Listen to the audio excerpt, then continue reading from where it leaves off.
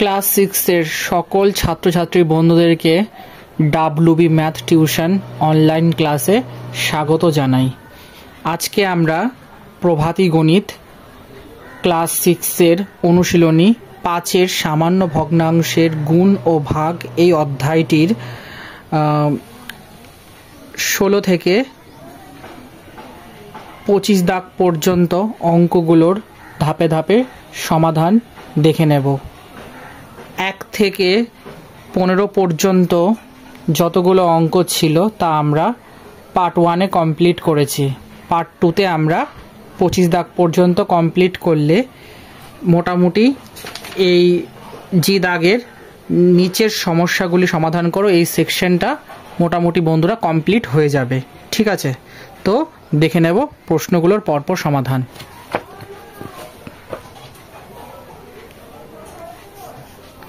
অনুশীলনী 5 প্রভাতী গণিত ক্লাস 6। ঠিক আছে বন্ধুরা, তো দেখে নেব অঙ্কগুলোর পরপর সমাধান। 16 দাগে কি বলেছে বন্ধুরা? 16 দাগে বলেছে ঘাটাল শহরের একটি বন্যা ত্রাণ শিবিরে ওই শহরের 2/5 অংশ মানে 2/5 অংশ অধিবাসী আশ্রয় নিয়েছিল। বন্যা পরিস্থিতির অবনতি হওয়ায় পরে আরও 1/10 অংশ অধিবাসী শিবিরে এসে আশ্রয় নিল। বর্তমানে ওই শহরে বন্যা ত্রাণ শিবির ছাড়া অন্যত্র 40,000 জন অধিবাসী থেকে থাকলে ঘাটাল শহরের মোট জনসংখ্যা কত? এটা ছিল আমাদের প্রশ্ন। ঠিক আছে, তো ধরে নিচ্ছি ঘাটাল শহরের মোট জনসংখ্যা এক্স। তোমরা যদি লক্ষ্য করো তাহলে দেখতে পারবে উদাহরণগুলোতে ওনারা সম্পূর্ণ অংশ এক বা এক অংশ ধরে অঙ্কগুলো করিয়েছে। ঠিক আছে, তোমরা চাইলে অঙ্কগুলোর ক্ষেত্রে এক অংশ ধরেও করতে পারো, আবার চাইলে এক্স ধরেও করতে পারো, কোনো সমস্যা হবে না। ঠিক আছে, মোট অধিবাসী equal to 2/5x plus 1/10x equal to, এবার এখানে দেখো 10 আছে, এখানে 5 আছে, হরটাকে সমান করার জন্য আমি 4/10x লিখলাম। 2 দুগুণে 4 আর 5 দুগুণে 10, এটাকে কাটাকাটি করলে এই ফর্মটাই আসে। ঠিক আছে, প্লাস 1/10x যেমন আছে তেমন রেখে দিলাম ইকুয়াল টু, হর যেহেতু সেম তাহলে লবগুলো যোগ হয়ে যাবে। 4 আর 1 কত হচ্ছে 5/10x ইকুয়াল, এটা কাটাকাটি করলে হাফ এক্স হচ্ছে। ঠিক আছে, এইটুকুনি আশা করি পরিষ্কার। সুতরাং এইবার এখানে কি বলেছে দেখবে যে আরও বা বাকি বা অবশিষ্ট যে ব্যাপারটা তখন আমরা কি করি, মাইনাস করি। ঠিক আছে, যেখানে বলা আছে না বর্তমানে ওই শহরে বন্যা ত্রাণ শিবির ছাড়া অন্যত্র। ঠিক আছে, সেই জন্য এখানে শহরের মোট জনসংখ্যা যেহেতু আমরা এক্স ধরেছিলাম, ঠিক আছে, মোট জনসংখ্যা যখন আমরা এক্স ধরেছি তার থেকে যদি আমরা মোট অধিবাসীর সংখ্যাটা বাদ দিয়ে দিই তাহলে আমরা সেখানে কত জানি 40,000 জন, তাই এটা ইকুয়াল। ঠিক আছে, এখান থেকে এক্স বার করলে কত হচ্ছে 80,000, তাহলে মোট জনসংখ্যা কত ছিল 80,000 জন। এটাই হচ্ছে সঠিক উত্তর। দেখে নেব 17 নম্বরের প্রশ্নটির সমাধান। বলছে এক ব্যক্তি তার ছেলের জন্মদিনে যে অর্থ খরচ করবেন বলে মনস্থির করলেন তার মধ্য থেকে 1/10 অংশ অর্থ দিয়ে গ্রামের রাস্তার ধারে গাছের চারা লাগাবেন এবং 2/5 অংশ অর্থ একটি অনাথ আশ্রমে বাচ্চাদের জন্য খরচ করলেন। এরপরও তার কাছে 5,000 টাকা অবশিষ্ট থাকলো। ঠিক আছে, তাহলে ওই ব্যক্তি কত টাকা খরচ করবেন বলে স্থির করলেন বা করেছিলেন?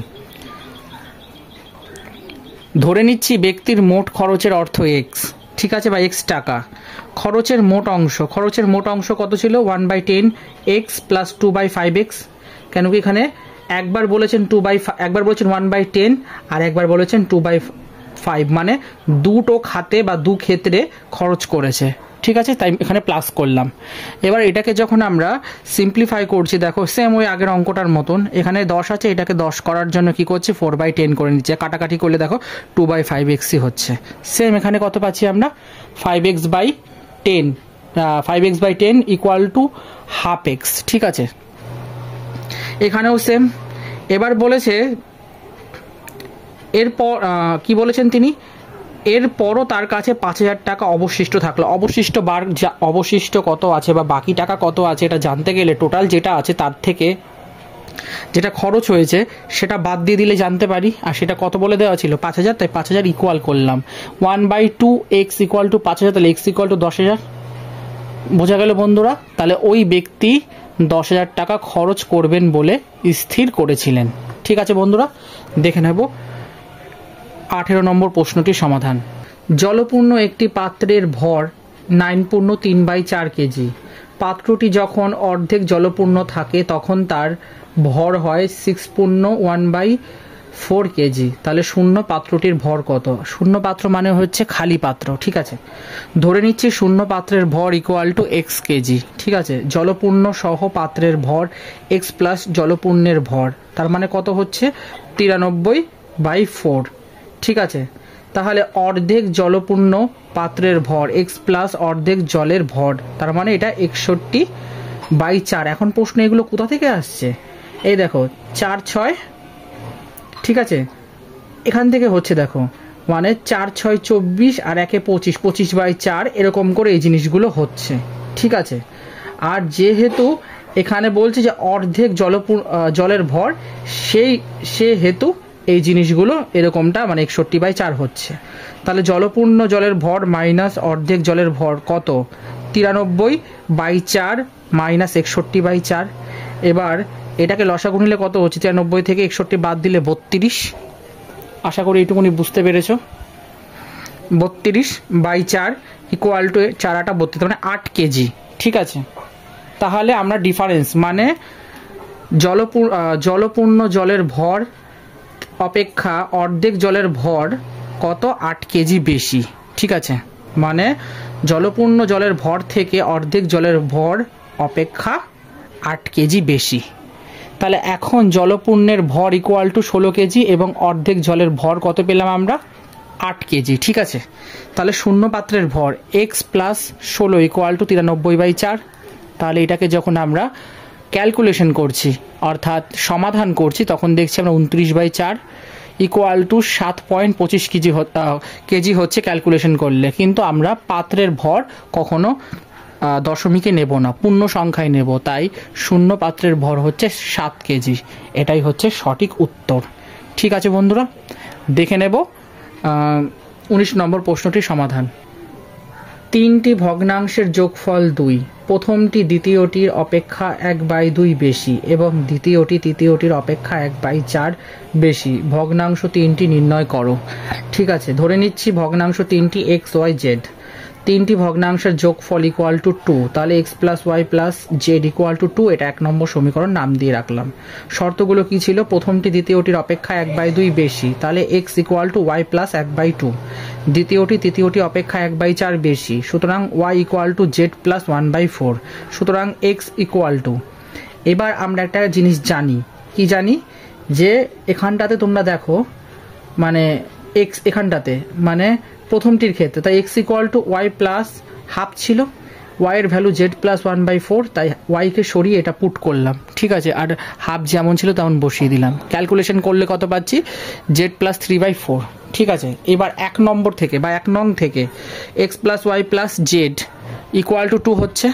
তাহলে আমরা এক্স এর ভ্যালু জানি, এইমাত্র বার করলাম জেড প্লাস 3/4, তাই বসিয়ে দিলাম। ওয়াইয়ের ভ্যালু জানি জেড প্লাস 1/4, আর জেড যেমন ছিল মানে জেড যেমন ছিল তেমন বসে গেল, ইকুয়াল টু 2। এবার যখন আমরা এটাকে কি করছি? সমাধান করছি। দেখো সমাধান করলে জেড ইকুয়াল টু আমরা কত পাচ্ছি? 1/3। তাহলে ওয়াই ইকুয়াল টু বার করা সহজ হবে, 1/3 প্লাস 1/4 ইকুয়াল টু 7/12, আর x equal to 1/3 plus 3/4 equal to 13/12। তাহলে কি পেলাম আমরা? এক্স ইকুয়াল টু পেলাম 13/12, ওয়াই ইকুয়াল টু পেলাম 7/12, আর জেড ইকুয়াল টু 1/3। ঠিক আছে, বইতে এখানে দেখবে একটা অন্য, মানে বইয়ের উত্তরে দেখবে এখানে একটা অন্য সংখ্যা দেওয়া আছে, কি করে দেওয়া আছে আমি বুঝতে পারছি না।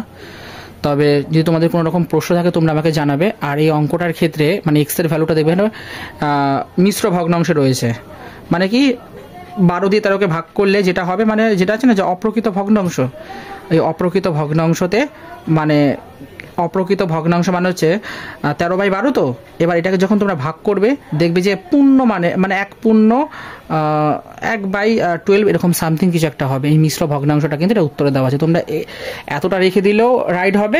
আর যদি তোমরা মনে করো না বইয়ের উত্তরের সঙ্গে মিলিয়ে ওইভাবে রাখতে চাও তাহলেও কিন্তু অঙ্কটা রাইট হবে। ঠিক আছে বন্ধুরা, দেখে নেব 20 নম্বর প্রশ্নটির সমাধান। বলছে একটি চালের গুদামে থাকা মোট চালের 4/5 অংশের 2/3 অংশ তুমি কিনে নিলে এবং তারপর তোমার অংশের 3/4 অংশ চাল 12,000 টাকায় বিক্রি করে দিলে। ওই গুদামে মোট কত টাকার চাল ছিল? একই মূল্যর বিচারে করতে হবে কিন্তু জিনিসটা। ধরে নিচ্ছি গুদামের মোট চালের পরিমাণ এক্স, আমি চাল কিনেছি, তার মানে 2/3 ইন্টু 4/5 ইন্টু এক্স, তার মানে 8/15 এক্স। আমি চাল বিক্রি করেছি 3/4 ইন্টু 8/15 এক্স, তার মানে 6/15 এক্স ইকুয়াল টু 2/5 এক্স। ঠিক আছে, এবার বিক্রির অর্থ মানে বিক্রি করে কত টাকা পেলাম। 2/5 এক্স ইকুয়াল টু 12,000 টাকা, তাহলে এক্স ইকুয়াল টু 12 গুণিত 5/2, কারণ এটা ভাগ আছে এই পাশে গিয়ে গুণ হবে, আর গুণ হলে উল্টে গেল, ক্যালকুলেশন করলে কত পাচ্ছি 30,000 টাকা। অতএব গুদামের মোট চালের মূল্য মানে গুদামের মোট চালের মূল্য কত ছিল? 30,000 টাকা। ঠিক আছে বন্ধুরা, দেখে নেব 21 নম্বর প্রশ্নটির সমাধান। যুব ভারতীয় ক্রীড়াঙ্গনে মোহনবাগান ও ইস্ট বেঙ্গলের মধ্যে ডার্বি ম্যাচ চলাকালীন মোট দর্শক আসনের 3/5 অংশ আসন মোহনবাগান সমর্থক দ্বারা পূর্ণ এবং অবশিষ্ট 3,800, এটা 3,800 নয়, সরি, এটা 38,000 আসন ইস্ট বেঙ্গল সমর্থক দ্বারা পূর্ণ। তাহলে ক্রীড়াঙ্গনটিতে মোট দর্শক আসনের সংখ্যা কত?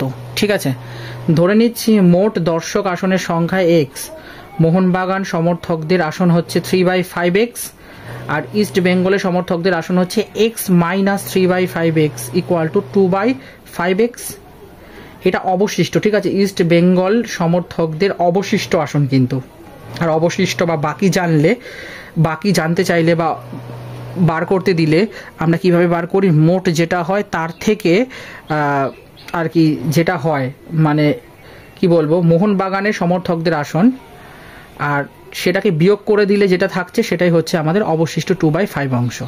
কারণ আমার যদি ইস্ট বেঙ্গল জানতে হয়, ইস্ট বেঙ্গল আর মোহনবাগান যেহেতু দুটো বলেছে, এবার দুটো মেশানো, ওইভাবে তো আমি বুঝতে পারবো না যে কতটা বেশি কতটা কম। তখন আমায় কি করতে হবে, টোটাল যেটা আছে মানে টোটাল যে আসন সেখান থেকে যদি আমি মোহনবাগানটা বাদ দিয়ে দিই তাহলে আমি জানতে পারবো যে ইস্ট বেঙ্গল কতজন আর কি। ঠিক আছে, তাহলে সুতরাং 2/5 এক্স ইকুয়াল টু বলছে 38,000, এক্স ইকুয়াল টু সেম ওই গুণ ছিল ভাগ হয়ে উল্টে গিয়েছে এটা, তারপরে কাটাকাটি করলে 95,000।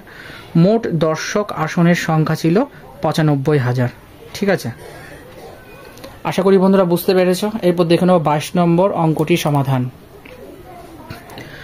এক ব্যক্তির কাছে 18,000 টাকা ছিল, তিনি সেই টাকা স্ত্রী ও 3 কন্যার মধ্যে এমন ভাবে ভাগ করে দিলেন যে স্ত্রী সমস্ত টাকার 1/3 অংশ পেল এবং বাকি টাকা 2 কন্যারা সমানভাবে পেল। কে কত টাকা পেল এটা জানতে চাওয়া হয়েছে।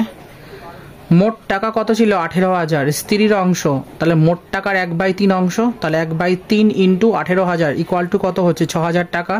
বাকি টাকা তার মানে 18,000 টাকার থেকে 6,000 টাকা বাদ দিলে কত হচ্ছে 12,000 টাকা। ঠিক আছে, এবার বলেছে যে স্ত্রী নিয়ে যাওয়ার পরে যে টাকাটা রয়েছে সেটা হচ্ছে 2 কন্যার মধ্যে সমানভাবে ভাগ করে দিতে, তাহলে 2 কন্যার মধ্যে সমানভাবে ভাগ, তার মানে 12,000কে 2 দিয়ে ভাগ করলে কত হচ্ছে 6,000 টাকা করে পড়ছে এক এক কন্যার। কিন্তু বইতে উত্তর দেখলাম 4,000 করে সামথিং একটা ছিল, বুঝতে পারছি না কেন ওরকম লিখেছেন ওনারা। তবে কেন এটা 6,000 টাকা করে 2 কন্যার মধ্যে হবে আর স্ত্রীও কেন 6,000 টাকা পেল সেটা কিন্তু আমি তোমাদের সামনে একদম ইজি আর সহজভাবে রিপ্রেজেন্ট করে দিয়েছি। ঠিক আছে, মানে বক্তব্য হচ্ছে মোট টাকা তো 18,000 টাকা ছিল, ঠিক আছে, স্ত্রীর অংশ মানে মোট যত টাকা হবে তার 1/3 অংশ হচ্ছে স্ত্রীর, ঠিক আছে। তাহলে 1/3কে যদি আমি 18 দিয়ে কাটাকাটি করি তাহলে আমি 6,000 টাকা পাচ্ছি, ঠিক আছে। তাহলে 18,000 টাকার থেকে 6,000 টাকা ধরে নিলাম স্ত্রীর অংশ, ঠিক আছে। তাহলে বাকি কত টাকা আছে সেটা জানতে গেলে 18,000 টাকার থেকে 6,000 টাকা বাদ দিয়ে দিলে আমরা জানতে পারবো যে কত টাকা বাকি আছে বা অবশিষ্ট আছে, 12,000 টাকা। এবারে 12,000 টাকা যদি একদম সোজা হিসাব, যদি 2 কন্যার মধ্যে সমানভাবে ভাগ করে তাহলে 12কে 2 দিয়ে ভাগ করে দিলে হয়ে যায়। তাহলে এক একটা কন্যার ভাগে কত করে পড়ছে, 6,000 টাকা করে। ব্যাস এটাই তো, ঠিক আছে বন্ধুরা। দেখে নেব 23 নম্বর প্রশ্নটির সমাধান। একজন ঠিকাদার 33 দিনে 24/11/15 কিলোমিটার রাস্তা তৈরি করবেন বলে ঠিক করলেন। তিনি প্রতিদিন 11/15 কিলোমিটার করে রাস্তা 25 দিন ধরে তৈরি করলেন। যথাসময়ে কাজটি শেষ করতে এখন থেকে প্রতিদিন কত কিলোমিটার করে রাস্তা তৈরি করতে হবে, এটা হলো প্রশ্ন। সমাধান, মোট রাস্তার দৈর্ঘ্য কত, 24/1/15। এটাকে যখন আমরা এটা মিশ্র ভগ্নাংশ আছে, এটাকে যখন আমরা অপ্রকৃত ভগ্নাংশতে কনভার্ট করব তার পুরো প্রসেসটা আমি এখানে করে দিয়েছি, ঠিক আছে।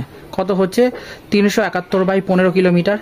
25 দিনে তৈরি রাস্তা, 25 দিনে কতটা রাস্তা তৈরি হয়েছিল, 25 দিনে বলেছে রাস্তা যদি তৈরি হয় তাহলে আমরা কত পাচ্ছি, 11/15, ঠিক আছে।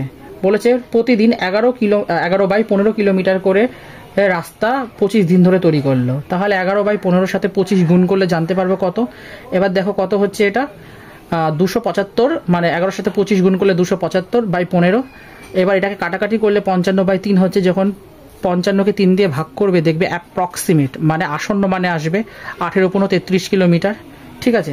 তাহলে বাকি রাস্তা বার করতে গেলে কত হচ্ছে, বাকি রাস্তা বার করতে গেলে প্রথমে যত ছিল মানে মোট যেটা আছে 371/15, ঠিক আছে, সেটার থেকে যদি আমরা মানে কি বলবো 275/15টাকে বাদ দিয়ে দিই তাহলে জানতে পারবো কত এখনো বাকি আছে। তাহলে কত, 96/15 ইকুয়াল টু 32/5 ইকুয়াল টু এটাকে ভাগ করলে কত, 6.4 কিলোমিটার। তাহলে বাকি দিন, তাহলে এখনো কত দিন বাকি আছে, এবার 33 দিন বলে দেওয়া ছিল এখানে, হ্যাঁ যে বলে দিয়েছিল একজন ঠিকাদার 33 দিন আর কি কাজটা করবে। তাহলে মোট দিন কত, 33 থেকে 25 বাদ দিয়ে দিলে তাহলে 8 দিন হচ্ছে। তাহলে এখন থেকে প্রতিদিন তাহলে কত হচ্ছে, 6.4/8, এটাকে ভাগ করলে কত হচ্ছে 0.8 কিলোমিটার কত পার ডে, মানে হচ্ছে 0.8 কিলোমিটার প্রতিদিন। এটাই হচ্ছে আমাদের সঠিক উত্তর, ঠিক আছে বন্ধুরা। দেখে নেব 24 নম্বর প্রশ্নটির সমাধান।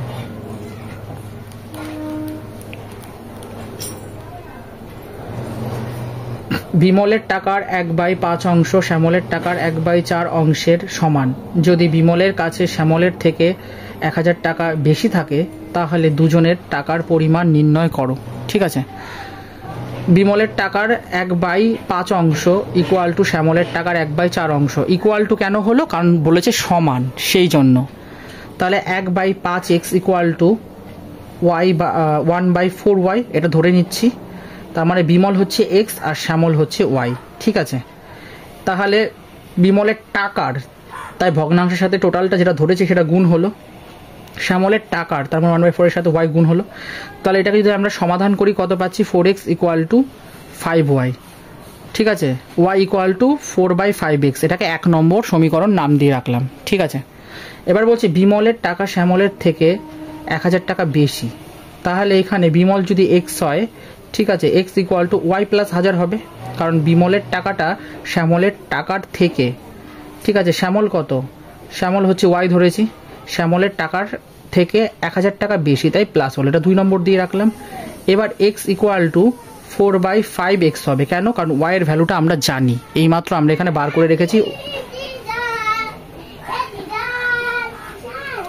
কারণ আমরা জানি এইমাত্র বার করে রেখেছি যে ওয়াই ইকুয়াল টু 4/5x, ঠিক আছে, তাই এখানে বসিয়ে দিতে পারলাম। এবার এটাকে সমাধান করলে কত হচ্ছে, x minus 4/5x equal to কত হচ্ছে 1000। তাহলে 1/5x ইকুয়াল টু 1000, তাহলে x ইকুয়াল টু 5000, তাহলে 5000 টাকাটা কার, বিমলের। এবার আমার শ্যামল দরকার, তাহলে y equal to 4/5 into 5000 equal to কত পেলাম, 4000। এই 4000 টাকাটা হচ্ছে শ্যামলের। তাহলে 5000 টাকা হচ্ছে বিমল, মানে তাহলে দুজনে টাকার পরিমাণ নির্ণয় করো। তাহলে দুজনের টাকা অর্থাৎ বিমল হচ্ছে 5000 টাকা এবং শ্যামল হচ্ছে 4000 টাকা, ঠিক আছে বন্ধুরা। এটা হলো সঠিক উত্তর। দেখে নেব আজকের লাস্ট কোশ্চেন 25 নম্বর দাগের, মানে 25 নম্বর দাগের সমাধান। একটি দুর্গাপুজোর প্যান্ডেলে 2/5 অংশ দর্শনার্থী প্রবেশ করার সুযোগ পেল। 3/10 অংশ দর্শনার্থী বাইরে থেকে প্যান্ডেল দেখে চলে এলো এবং 15,000 জন দর্শনার্থী ভিড়ের কারণে প্যান্ডেলের কাছেই পৌঁছতে পারল না। প্যান্ডেলটি দেখতে কতজন দর্শনার্থী এসেছিল? ধরে নিচ্ছি মোট দর্শনার্থীর সংখ্যা x, ঠিক আছে। প্যান্ডেলে প্রবেশ করা দর্শনার্থী হচ্ছে 2/5x, বাইরে থেকে প্যান্ডেল দেখে চলে যাওয়া দর্শনার্থী হচ্ছে 3/10x। তাহলে ভিড়ের কারণে প্যান্ডেলের কাছাকাছি পৌঁছতে পারেনি এমন দর্শনার্থী কত ছিল? 15,000 জন, এটা বলে দেওয়া আছে, ঠিক আছে। তাহলে মোট দর্শনার্থী কত হচ্ছে? 2/5x প্লাস 3/10x প্লাস 15,000, ঠিক আছে। আর মোট দর্শনার্থী কত ধরেছিলাম? x, তাই এটার তলায় আমরা x লিখে দিলাম, ইকুয়াল টু যা ছিল দেখে দেখে সেম বসিয়ে দিলাম, ঠিক আছে। এরপরে দেখো x ইকুয়াল টু, এই দুটোকে ভগ্নাংশকে যদি আমরা সিম্পলিফাই করি 7/10x প্লাস 15,000। এবার এখানে কি হচ্ছে, এটা প্লাস আছে, এ পাশে গিয়ে এটা বিয়োগ হলো, তার মানে x minus 7/10x equal to 15,000। তাহলে এটাকে যদি সিম্পলিফাই করি ফার্দার, তাহলে কত হচ্ছে? 3/10x ইকুয়াল টু 15,000, ঠিক আছে বন্ধুরা। তাহলে ক্রস মাল্টিপ্লাই করলে কত হচ্ছে? এটা 3x ইকুয়াল টু কত হচ্ছে? একক, দশক, শতক, হাজার, অযুত, লক্ষ, তার মানে ওই ধরে রাখো 1,50,000। তাহলে x ইকুয়াল টু কত হচ্ছে? একক, দশক, শতক, হাজার, মানে 50,000। তাহলে মোট দর্শনার্থীর সংখ্যা কত? মোট দর্শনার্থীর সংখ্যা হচ্ছে 50,000 জন। তাহলে কোশ্চেনে বলা ছিল না প্যান্ডেলটি দেখতে কতজন দর্শনার্থী এসেছিল? প্যান্ডেলটি দেখতে মোট দর্শনার্থীর সংখ্যা ছিল কত? 50,000 জন, ঠিক আছে বন্ধুরা। তাহলে আমরা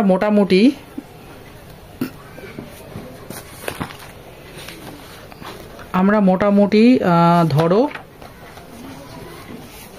জি দাগের, ঠিক আছে, এই জি দাগের যে যতগুলো অঙ্ক ছিল, টোটাল কতগুলো অঙ্ক ছিল? 25টা অঙ্ক ছিল। আমরা দুটো পার্টে, অর্থাৎ পার্ট 1 আর পার্ট 2তে কমপ্লিট করলাম, ঠিক আছে। তাহলে জি দাগটা ভাষার যে অঙ্কগুলো কমপ্লিট হয়ে গেল। আমরা পরবর্তী ক্লাসে এই যে এখানে যে এফ দাগে রয়েছে সরলতম মান নির্ণয় করো, এই অঙ্কগুলোর স্টেপ বাই স্টেপ আলোচনা দেখব, ঠিক আছে বন্ধুরা। আজকের সেশনটা যদি ভালো লাগে তাহলে অতি অবশ্যই একটা লাইক করে দিও। প্রভাতী গণিত বইয়ের অনুশীলনীগুলোর প্রতিনিয়ত সমাধান পেতে চ্যানেলটাকে সাবস্ক্রাইব করে পাশে থেকো এবং সাপোর্ট করো। আর আমার করা অঙ্ক বা সমাধান কিংবা বোঝানো নিয়ে তোমাদের যদি কোনো রকম প্রশ্ন বা ডাউট আসে তাহলে তোমরা আমাকে সেটা কমেন্টে জানাতে পারো, ঠিক আছে বন্ধুরা। তাহলে আজকের ক্লাস এত পর্যন্ত থাক। পরবর্তী ক্লাসে বাকি অঙ্কগুলো অর্থাৎ এফ দাগ নিয়ে আলোচনা শুরু করব আমরা, ঠিক আছে। এখনও পর্যন্ত যতগুলো অঙ্ক করেছি তোমরা ভালো করে প্র্যাকটিস করো, ঠিক আছে। কোনো রকম ডাউট হলে আমাকে জানিও। তোমরা সকলে ভালো থেকো, সুস্থ থেকো, অঙ্কগুলো প্র্যাকটিস করো, ঠিক আছে বন্ধুরা। চলো টাটা।